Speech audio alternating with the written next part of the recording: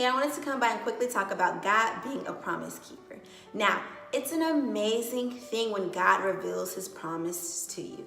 Now, the downfall of it is, of course, our impatience. So God may have promised you something yesterday, so you expect to receive that promise today, which is not how God works. He's not something you can put in the microwave and expect his promises to come out just within 2 or 3 minutes. No, that's not how it works. So our impatience ultimately gets in the way. And just because we may step out of God's will or become impatient, that does not erase the fact that God has a promise that will come to pass in your life. Your impatience does not erase what God has promised. And I'm reminded of the story of Abraham and Sarah in the book of Genesis, where Abraham is promised a son. In Genesis chapter 15, verses 4, God tells Abraham that he will have an heir from his own body. To give you a bit of context, Abraham at this time was much older and he hadn't had any children. He was considered to be childless. And he thought that his heir would ultimately be one of his servants. And God then told Abraham that the heir will come from your own body. And then we go on to the next chapter, in chapter 16, verses 2 in the book of Genesis. Sarah believes that it's time that they have an heir and that they can build a family through their maidservant Hagar.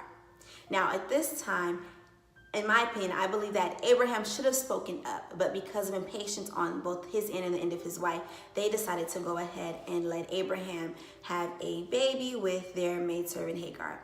And through their impatience, of course, Hagar does end up having a baby. And scripture says that Hagar despised Sarah, and then Sarah begins to ultimately mistreat Hagar. Hagar ends up fleeing, but ultimately ends up coming back. And so from their impatience, there's this unnecessary pain on the end of Sarah and Hagar that could have been avoided essentially, but impatience got in the way. Now, just because Sarah and Abraham ended up having a baby, just because Sarah ended up letting Abraham have a baby with Hagar did not erase the fact that God still was going to give Sarah and Abraham their own son. So fast forward to Genesis chapter 21, verses 1 through 2, it says that God kept his promise to Abraham and Sarah, and gave them their son, Isaac. And so there are 3 points that I had from this. Is number 1 is that God will always give us a promise. Number 2 is sometimes our impatience can get in the way when God does originally give us a promise. And thirdly is God's yes is yes. So even though we become impatient, even though we try to do things in our own terms, God still does not take away that promise. He doesn't it's not like giving, oh, I give you this, I'm going to take it back because you didn't wait on me. It's like, because you didn't wait on me does not mean I'm going to stop or not give you what I originally promised. So if God has promised you something, I know it's hard to wait.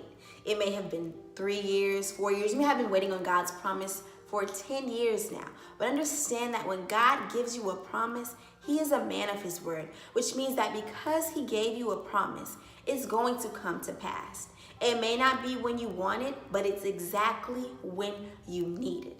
So if God has promised you something, please be patient and please wait, because your patience is a sign of faith. When you are patient and when you're not taking things into your own hands, you're saying, God, I trust that the promise you gave me for a spouse, the promise you gave me of a new car, the promise you gave me of this acceptance letter, I trust you. So a sign of your faith is also your patience. And even though it's hard to be patient, just pray that God gives you the patience to wait, because God is a promise keeper and his yes will always and forever be yes. In his love always, reckless for Christ.